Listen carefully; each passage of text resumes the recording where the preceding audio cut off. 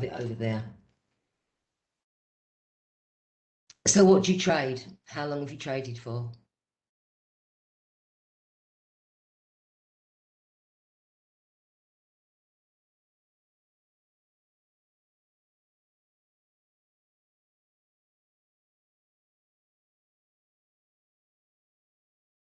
A few years. Okay. Any particular markets you look at?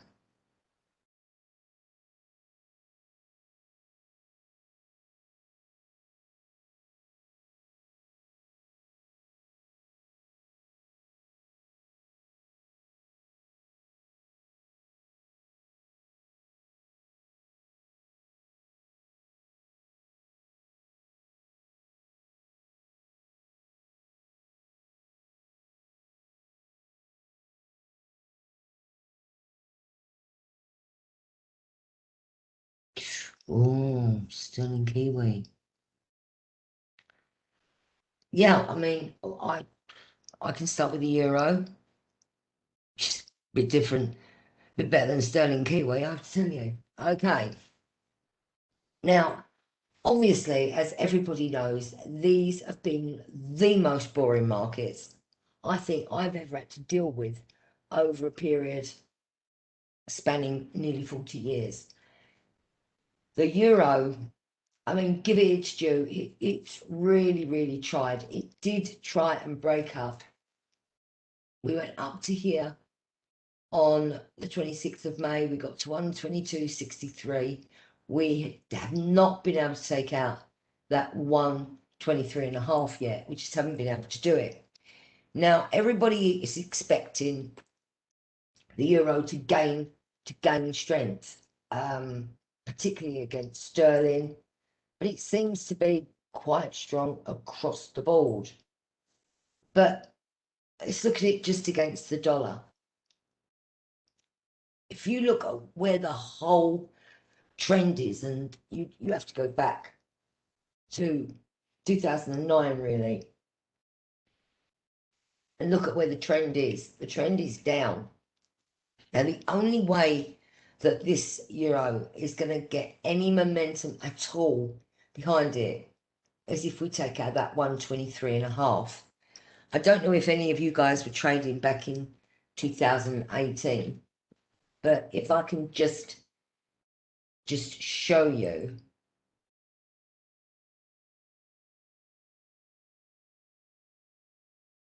This 2018 was a real, I don't think the weekly charts can actually show you just how boring this bit was. And we just range traded for weeks and weeks, it seemed like months and months. And we're seeing that now. I mean, we made that big move up.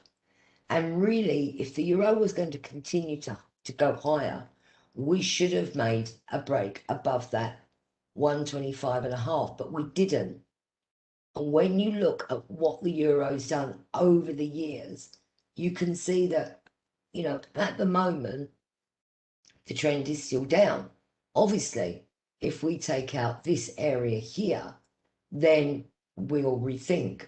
But at the moment, although I think the euro has based for the short and medium term, you've still got to look at this long-term downtrend that we've got. And although we have broken up above it, we haven't actually done anything that's made it actually motor on the top side. It's not doing what it should be doing. Now that could be just complete lack of interest, which is what we're seeing across the board. But you can see that when it does go down, and this is why I leave trend lines on. When I put them on, I leave them, because if you look where the euro went on the 4th, you know, and we went down to 121.66, you know, you can see where that trend line came in there at 121.56. So it bounced just above that trend line now. So for the moment, with the technical indicators looking quite positive, I think it is a case of buying into weakness in the euro and only looking for 122. Oh, excuse me, got bad chest. 122.5. And if that breaks, so we've got to get above 122.85, then we can look to 123.5. Now we've bounced off that trend line, we really should hold this area here. And that's coming in, as you can see here, at 121.65. Okay. Can you all see that?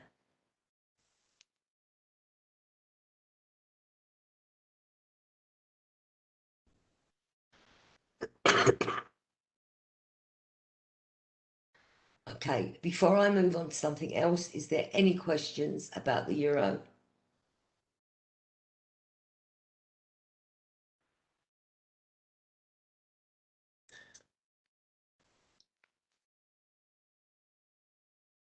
Okay.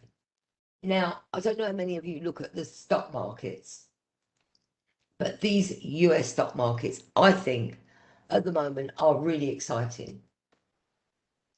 And the reason I think they're exciting is because we have this sort of double top thing that's occurring in the market at the moment. Now, this is in the S&P. If you look at the Dow, you see the Dow, as soon as it backed away from its 70% fib extension, we've never really got back up there. So the Dow lags.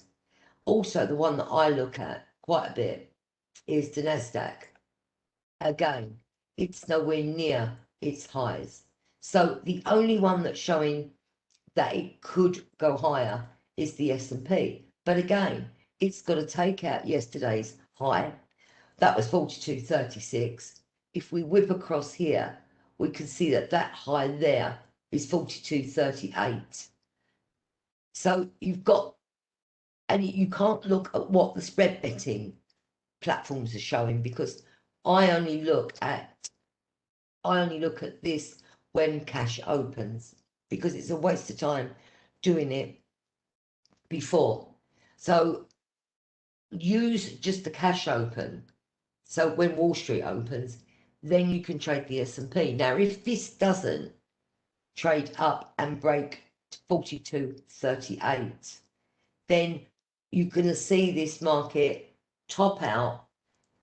And you're hearing, I'm hearing, and I've been looking for this to top out for quite some time, at least the last few months. I've watched FTSE do nothing, and the US does sort of keep bounding back, but it's not making the break to the top side that we would expect it to make. With the Dow and the NASDAQ lagging so much, they've either got to wake up and move quickly higher, or it will drag the S&P down. And with a double top formation like we're seeing on the S&P, you can see that it's just a real simple mathematical calculation. You just take that high there, which is 42.38. So you just put that into your little calculator and you minus the low, and that is 40.61.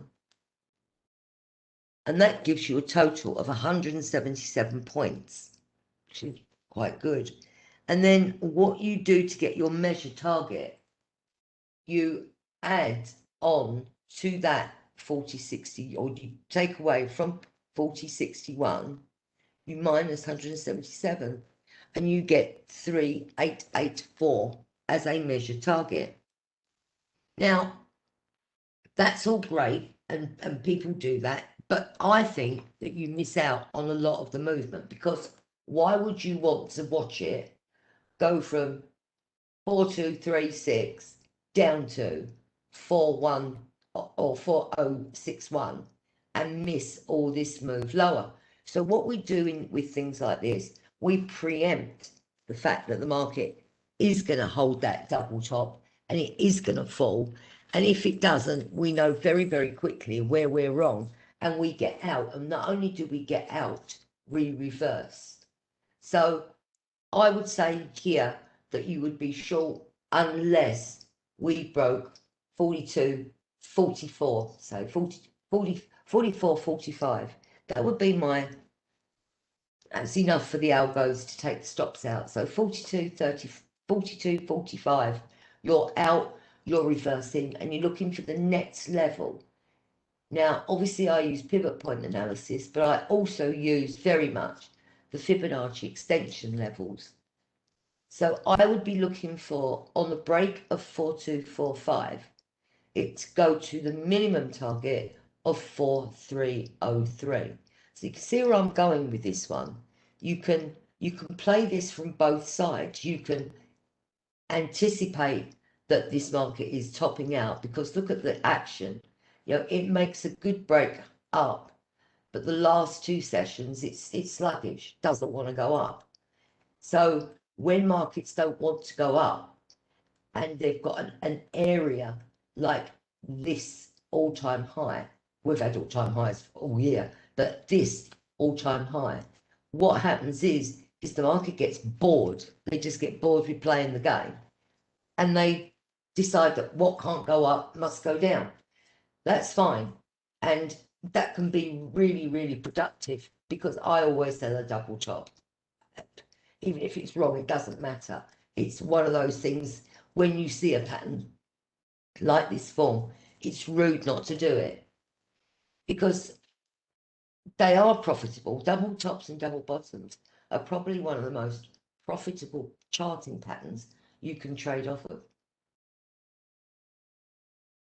And importantly, you know very quickly where you're wrong, and you can reverse. Now, people don't want to buy all-time highs, obviously, for that reason. No one likes to buy an all-time high. But that said, nobody would have been buying this from way back in 2015, 2014. You know, this thing just keeps going up. It has its corrections, and I think this correction that's coming could be a doozy one. But for the moment, unless it breaks that 4245, it's going to come lower. You don't sell below here. You will be covering down at these lower levels your short positions from up here. The reason you'd be covering is because it's very rare, even though you read in books that you sell a break of the double top pattern, you don't in practical, you know, in practical land. In theory, yes, but you're not going to watch it go nearly 1,000 points or over 1,000 points in before you get in, because that is where everybody else outside in the big wide world will be looking to cover. So they're all going to be looking to cover down here, and only then, if it breaks, do you then have that 38.84 target in your head. Okay, does everybody understand that?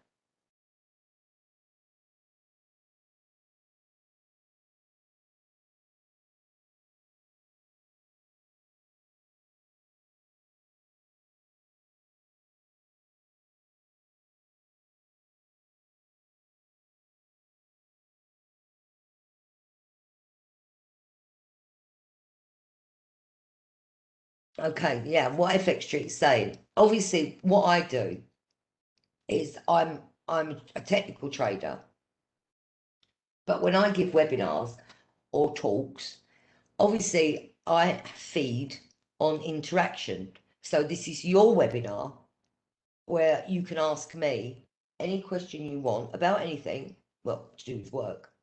You can ask me about anything you want, any market you want, but unless you ask me questions, I'm just talking to a computer, and no one wants to do that.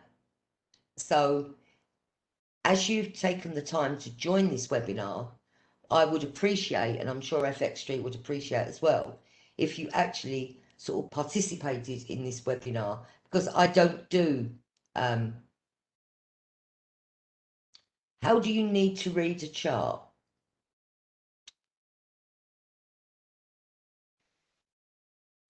how do you need to read a chart?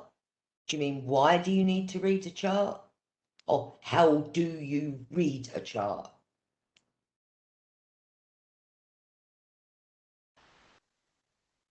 I'm going to anticipate what you're saying. Bruish. I'm going to, before you start trading, okay, at all, ever, you need to be able to read a chart.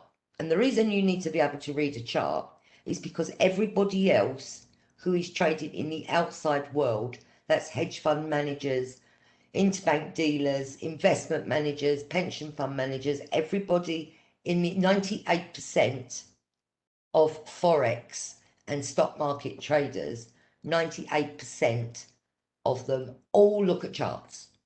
Now, many years ago, that wasn't the case. Okay, many years ago, there were very few of us that looked at charts and could trade off of them. So before you even start to hit that button, the buy or sell button, you need to be able to read a chart.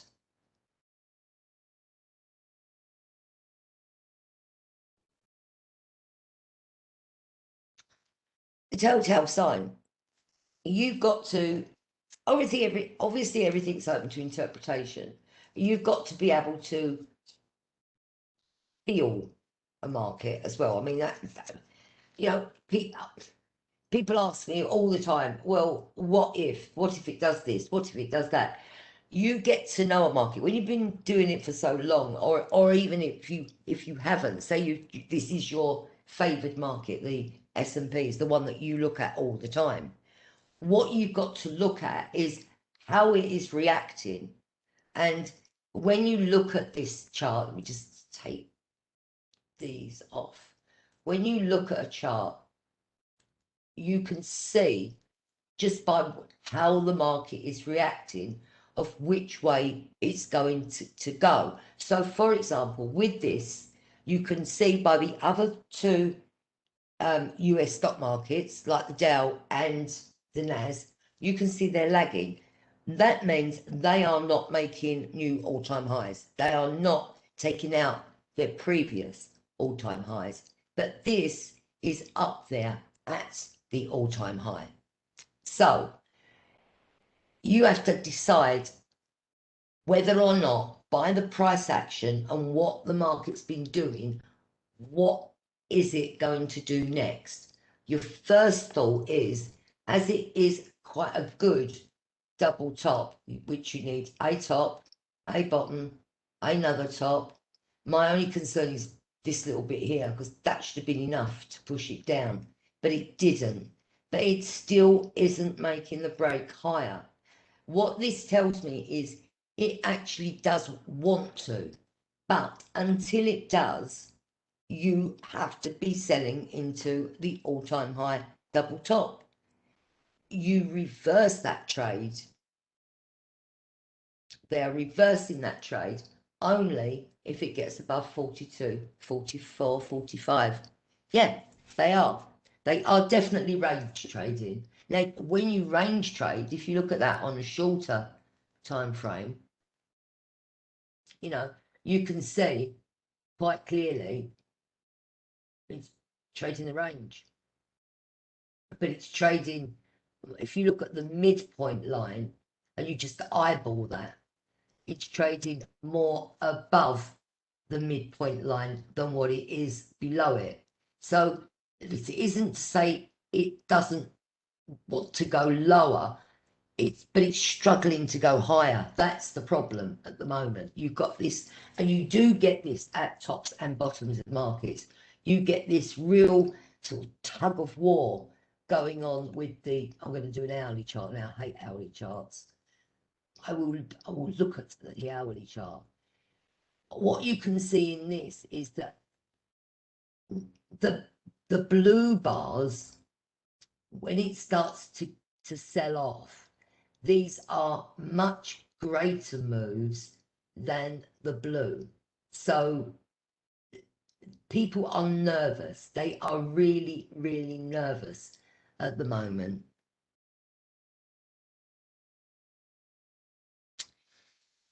This definitely that, Ralph. Oh my God.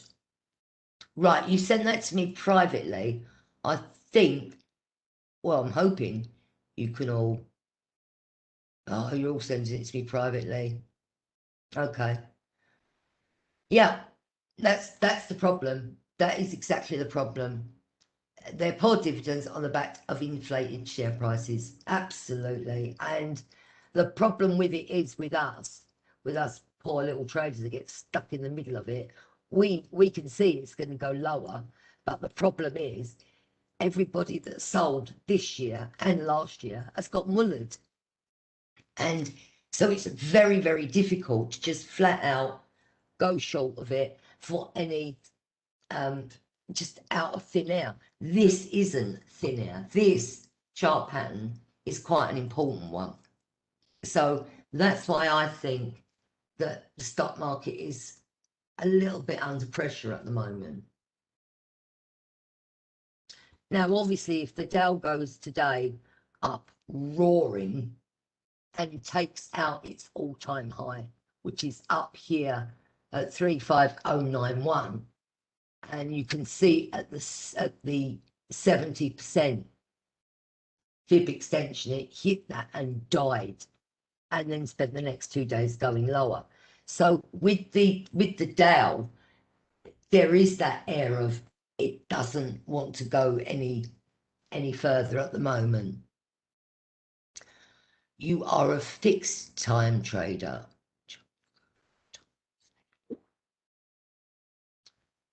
Okay, let me try and understand that. You're a fixed time trader. So does that mean that you trade only hourly charts or 4-hourly charts? And when you go for a long time at the same, or when you go for a long time at the same time the chart moves down and I lost the trade. Let me try and interpret that one. I'm assuming you are a trader that trades short term, correct?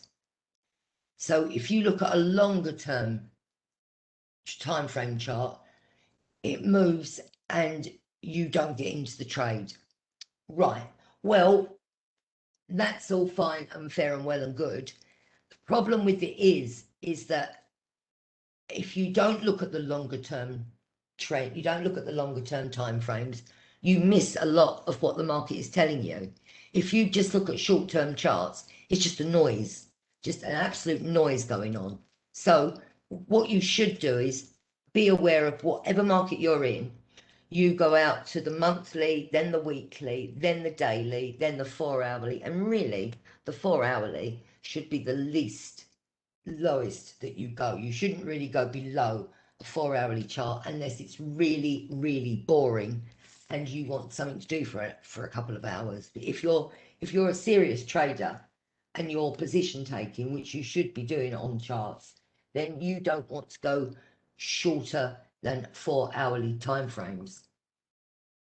Did that answer your question?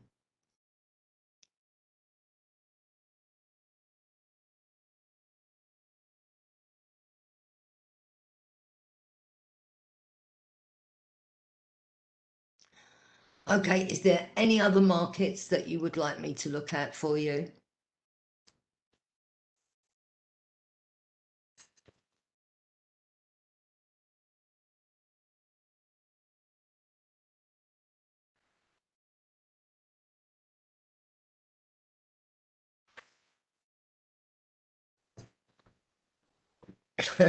Aussie oil, really? You trade 3 to 5 minutes on Forex trading. Well, there seriously is nothing I can say about that. You're not trading, you're gambling and you're scalping and you're making a lot of work for yourself, to be fair. But 3 to 5 minutes is just, oh God, it takes me longer to make a cup of coffee. I would seriously seriously not do that. Virtually, you know how many retail traders lose money. You know how many of you guys blow up your account, okay? And if you're doing that shorter term time frame, you've got no idea of what the market's doing. You don't know what it's doing. So all you're doing really is gambling, where you should be position taking, and you're probably getting stopped out at a major chart point or a major fib level that you have absolutely no idea is there because they don't appear on a 3 to 5 minute chart. Right, so we're looking at Aussie now.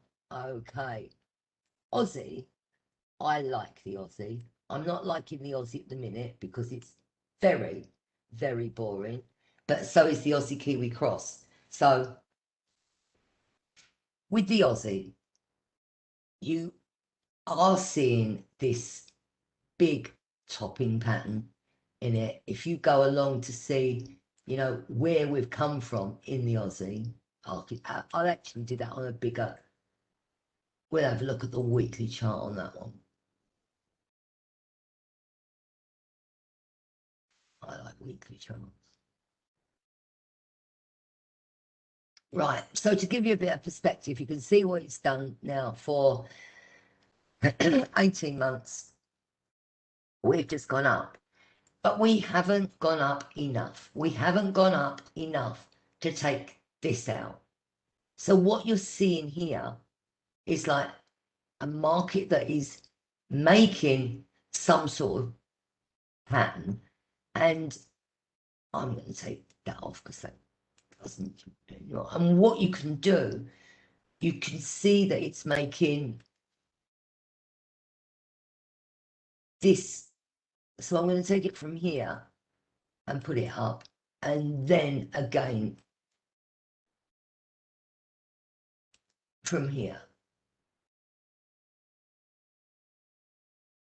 So there's the Aussie range for the moment. So you can see where we've done, gone up, we've gone up, we've gone up.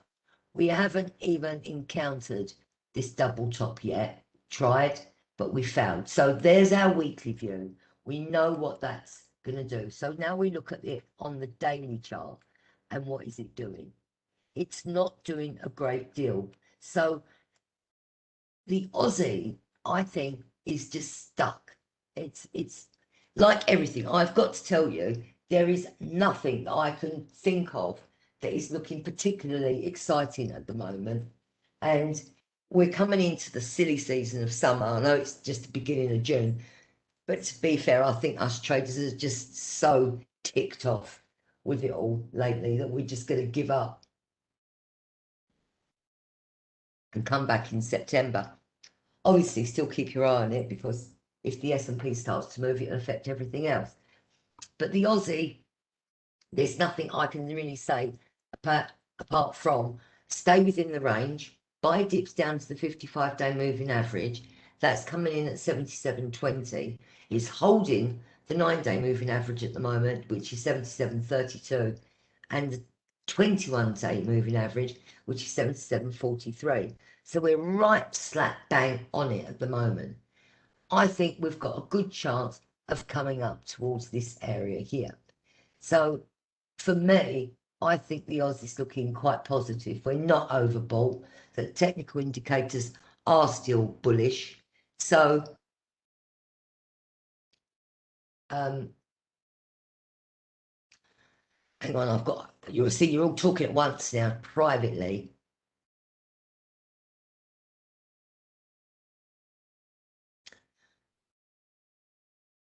Right, yep, I'll do oil in a minute. Standard said, how do I make money?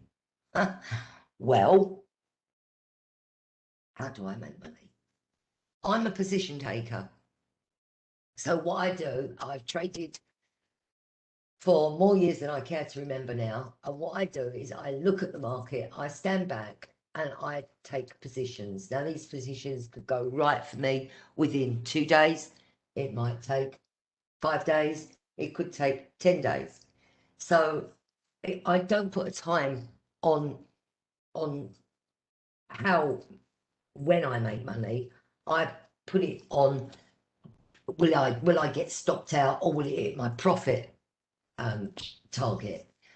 Now, obviously, being around for 39 years, you can understand that it hits the profit target much more than it hits the stop loss targets. When you're in a market like this where you don't really know what's going on, the safest thing to do is stay away from it. Just stay out of it, okay? Apart from, obviously, the S&P.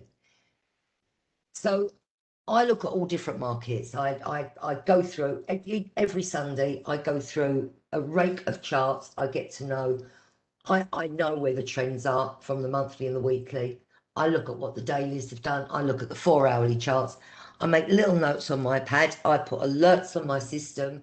And when it gets towards that level, the alerts go off and I act upon it. So you have to take a bit of a longer term. I take a bit of a longer term. Do I? I do. I do coach traders. Yes. Yes, I do. Now, I've just retired from coaching them every day because it was a bit draining, to be fair. And although I loved my group, and I really did, I just found that at the moment, it was just a bit too much to be online from 8 o'clock till 10 o'clock at night.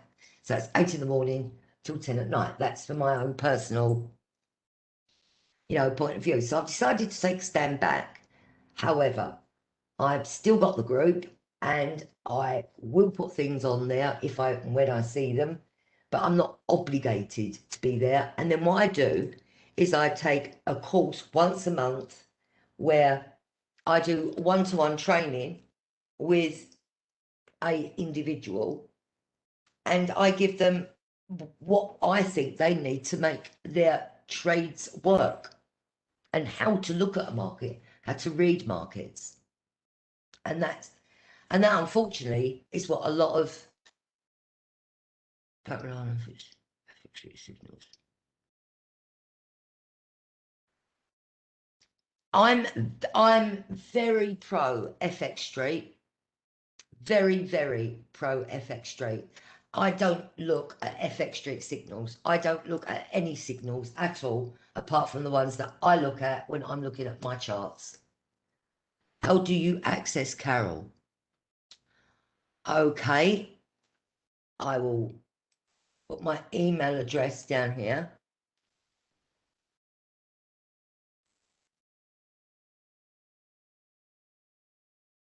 There you go. Also, if you want to look at my website,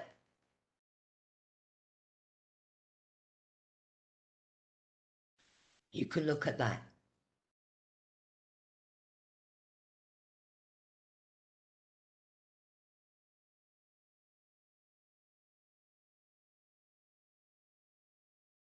So, you have to have your own style of trading. You've got to understand, I've been doing this a very, very long time. So, websites like FX Street weren't around 40 years ago. God, if I said that quickly, that didn't hurt me so much. But they just weren't around. We didn't have all this. What I do was, it was like trial and error, because fundamentally nothing made any sense to me. Okay, Ralph. Well, you send, because I once this webinar's over, I won't be able to. I don't think I'll be able to get that. So if you email me once this webinar's over, I will get back to you. But you've got to understand, there wasn't the information when I started that there is now. So I had to get on with it. And I found that, my work, the way I look at markets, works for me. I'm not saying it's going to work for everybody, but I do think that if you're trading, you need to at least know how to read a chart, at least know what Fibonacci is, at least know where your stochastics are, where your weekly trends are, where your monthly trends are, because otherwise, if you just look at this on a 5-minute chart, you seriously are screaming into the wind, you know, and if you're making money, it's more by luck than judgment, because a 3-minute chart, you know, not even interbank dealers look at a 3-minute chart, you know, they just don't. And you don't want to be an interbank dealer. Your idea is to be able to trade this market. That's your idea. You need to be able to look and trade a market, not just pick a level out of thin air. So somebody wants to look at oil. Now, oil is up at over 90% overbought. So it's gone past all my expectations. So we go back and we look at it on a longer time frame, because obviously it doesn't show up when we went to minus 42. Yes. So we look at this weekly chart and we look, where's the next level that this would realistically aim for? And we look at it, we've got $75, give or take. Now that seems to me to be quite a good area for oil to go to, because it's, you know, it's pliable, it's easily reachable. It's been up at 75 a lot of times. If you look at the monthly chart, again, you've got to look at longer term charts in this. You can see that the monthly 200-month moving average comes in at 69.88, and we're above that. So if you look at where oil came from, which is around 143, I can remember it well in the crisis, you can see that oil has been in the doldrums since we broke out of this pattern, you know, where we did really nothing for a long time. Oil seems to be on its way going to go to this area again, $75 area. But it's extremely overbought, and it's overbought on the monthly, the weekly, and the daily. Now, when you get them all showing extreme overbought conditions, you've just got to be wary. You know, on the weekly, we're 95% overbought. On the daily, we are 91% overbought. But I can see no reason at all why oil can't go up another $5 before they start to sell it off again.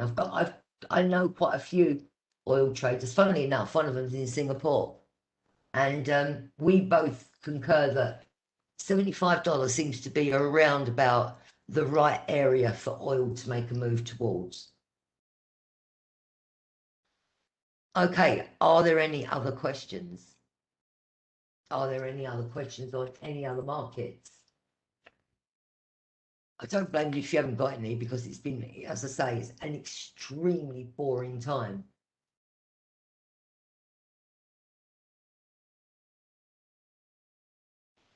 What, 5, 10, or 15, or 30-year bonds? What ones?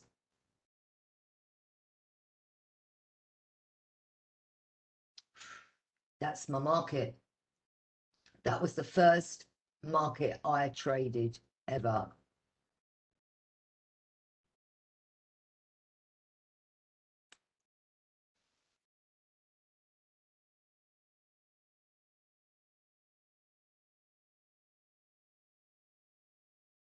Now,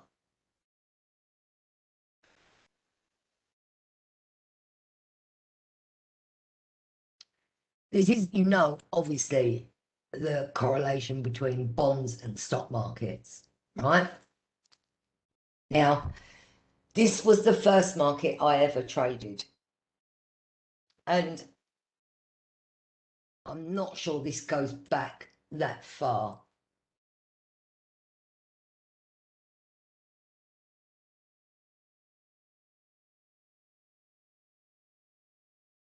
Come on. No, it doesn't. It doesn't go back that far. Oh, yeah, it does. Right. No, it doesn't. Right. When I was trading bonds, they were down at 6,800. Okay. And you can see where they've gone. So Now, the correlation between bonds and stock markets is quite an easy one to work out. What should happen is you have a flight to quality. So in the private sector, which is stock markets, is privately owned, and the bond markets are government issued. So when we say a flight to quality, it should be out of stock markets into the bonds. Now, the 30-year used to be a very huge market, one of the biggest markets in the world, and everybody traded the 30-year. Well, they sort of lost a bit of favour with people, and then you saw people go into the 10-year notes because they were more quieter, I suppose, than the 30-year. But look at what we're seeing now. If you squash that down a bit, okay, so this is the latest stock market rally. So you can see this is the latest bond market decline. So we are looking more like we've based on bonds than the stock market has topped. So this would reinforce my view of the S&P coming lower and the bonds going higher. See where we've double bottomed down here. We're above all three moving averages, okay? And it just has that feel about it that it wants to go higher. So you can easily have a look and say, right, on this last little section here, where would be the obvious area for them to go? So if you look here, you can see that when we bounced before, we just blipped above 38.2. So there's absolutely no reason why we can't go back to 160. I can't, oh my God, as I say it, it's just blows your mind. There's no reason why we can't go back to 160. There's no reason at all. If these stock markets behave as I believe they're going to behave, then the bond market is in for a very good upward move. And then we'd be looking at, I would be looking at it going up to 171. So I'd look to buy any level down to the 55-day moving average, which is coming in at 157 and 157.04. I would buy down to that. So you've got that 55-day moving average and that 23.6 fib all coming in around about the same level. You've got 157.04, 157.05, 157.11, 157.14. No, Ralph, no, I'm not influenced by fundamentals at all, ever, not once. I was a fundamental trader when I very first started trading the bonds market, and I got screwed, and everybody else got screwed because nobody saw the fact that the bond market had gone from a bear market to a bull market. So the idea was sell bonds. It didn't matter what fundamental data come out that was bearish for the bond market, it would go down a few ticks and then rally half a point by the end of the day. So I learned very, very quickly that either I wasn't cut out to be a trader, or I was watching something because I just started being a trader. I was seeing something that nobody else saw. And I went behind, I was waiting one night for a M1 figure to come out on a Thursday. I was on the graveyard shift, and I found a little guy behind the booths, and he was updating stuff. And I said, "What you doing?" And he said, I'm updating my charts. It's not indicators, Ralph. I don't do, the indicators are just that. They're an indicator. You have to enter at a chart point, a viable chart point, or a viable area of a glut of things. So for example, in the bond markets, you'd be entering down at these lower levels because you've got a lot of a chart support, because you've got all this where it tried to break up and failed. So your resistance then becomes your support. And you've also got technical support as well. So you've got to imagine there's two different things, charting and technical analysis. I combine them both. So that's what I do. 'Cause to be fair, all those years ago, I didn't know any different.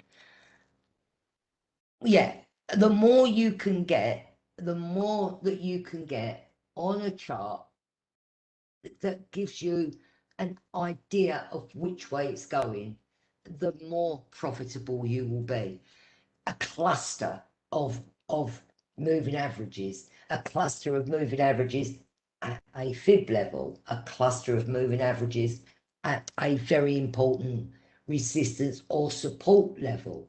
You know, you have to look for these things and unravel what they're telling you, what they're talking to you.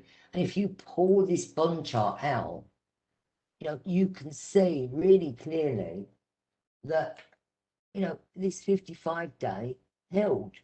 So when it looked like it was going down, it only went down to between the 21 and 55-day moving average, and then it bounded back again. Those are the sort of things that you need to learn. You need to be able to spot them very, very quickly, because they're going to be profitable for you.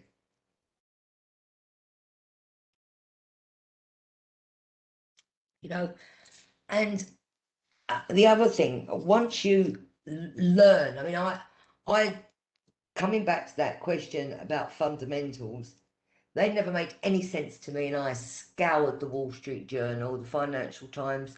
I looked at everything that come out on the life floor, on the Ferranti board, anything come out on Reuters, to make me understand why it was all showing that the price should go down, and therefore the whole market was selling.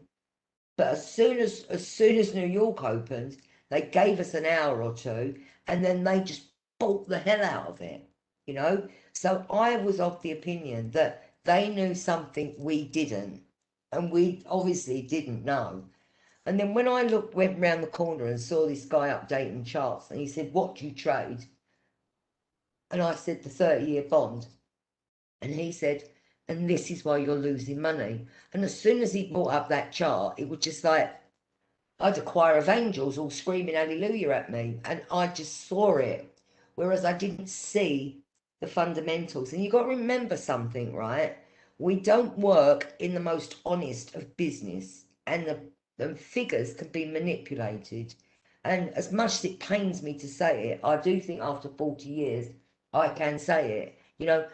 Figures are manipulated, and they're put out to stop the market doing certain things that governments and central banks don't want them to do at that particular time, which is why you get the revisions the following month. So the figure comes out and there's a load of them, but then you get all the revisions.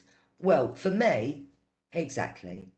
For me, it's got to be black. It's got to be black or white. Bonds are trading at 158.17. Do I want to buy or sell it? I don't want. I think non-farm payrolls, we've got a bit of the hump with the non-farm payrolls, really, because when it was like 23.5 million, and the market didn't move, then obviously there's a problem. And I think at the minute the payroll figures are not that important. There's got to be something else. I think we're all looking at interest rates now rather than non-farm payrolls, because that's not moving the market. So no, I personally don't. Yeah, COVID, you know, um, will the economy get back on its feet? That sort of thing. Everybody's worried about that. Are people going to be employed again? Is it really? No one knows. And this is why this is sort of quite boring at the moment, but not if you're trading the S&P. You're in lockdown 4, so behave different. What do you mean? You're in lockdown 4. Where are you? In England?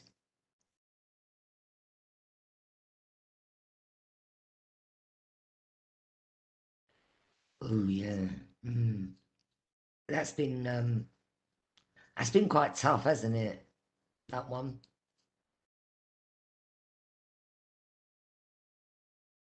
Don't get me wrong, we've seriously had our moments in Spain where it's been a real pain. But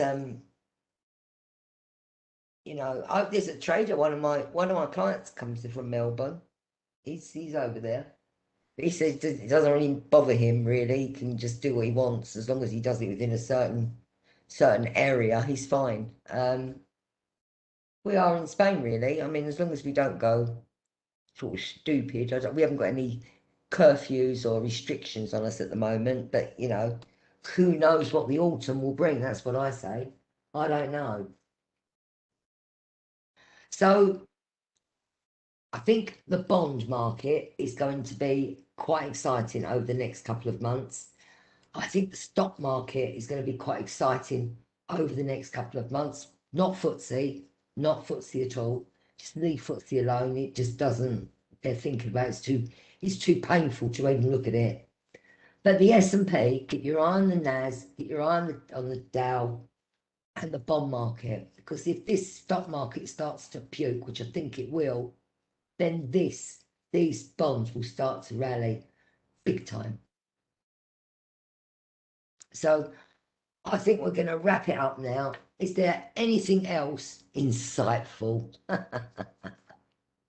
Well, it's because I've been doing it a long time. Not so much anymore. I sort of give up. I'll give up doing it full time at the beginning of June, and I haven't regretted it yet. So we're going to wrap it up now, and I'd like to thank you all for coming, and I hope that this has made a little bit of sense to you. You've got my email address if anybody wants to look at my website or just ask a few questions. Email me away. I really don't mind. Okay. Bye, everybody.